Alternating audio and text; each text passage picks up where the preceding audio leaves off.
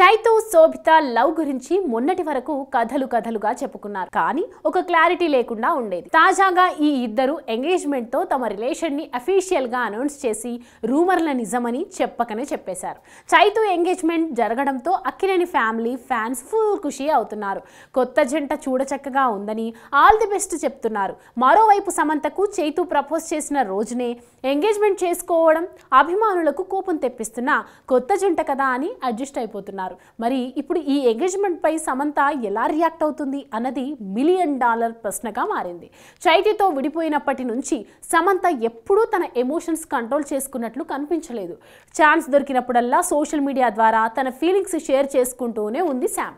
సమంత ఓ post పెడితే అది direct గానో ఇండైరెక్ట్ గానో చైతుని గుర్తు చేసేలా ఉన్నట్లు అనిపించడం కాదు, ఉండేది కూడా. అలాంటి సమంత ఇప్పుడు చైతు ఎంగేజ్మెంట్ మీద ఎలా రియాక్ట్ అవుతుంది అన్నది ఆసక్తికరంగా మారింది. శామ్ విడిపోయిన తర్వాత కనీసం సినిమా వేడుకల్లో కూడా ఎదురుపడలేదు. ఒకరి గురించి ఒకరు నేరుగా మాట్లాడిన సందర్భాలే లేవు. ఎవరి జీవితం వాళ్ళదే అన్నట్లు ప్రయాణం మొదలుపెట్టారు. సమంత మయోసైటిస్ తో చికిత్స కోసం ఫారిన్ వెళ్ళిపోవడంతో ఆమెను అడిగే ఛాన్స్ రాలేదు ఎవరికి.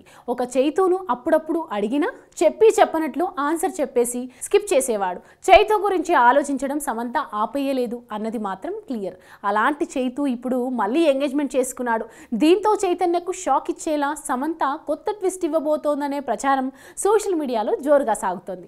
నాగ చైతన్యపై ప్రొఫెషనల్ లేదంటే పర్సనల్గా చట్టపరమైన యాక్షన్ తీసుకోబోతుందనే విషయం బయటకు వచ్చింది. త్వరలోనే తన టీం ఇందుకు సంబంధించిన ప్రకటన రిలీజ్ చేయనుందని తెలుస్తోంది. మరి ఇది నిజమా గాసిప్గానే మిగిలిపోతుందా అనేది తెలియాలంటే కొద్ది రోజులు వెయిట్ చేయాల్సిందే.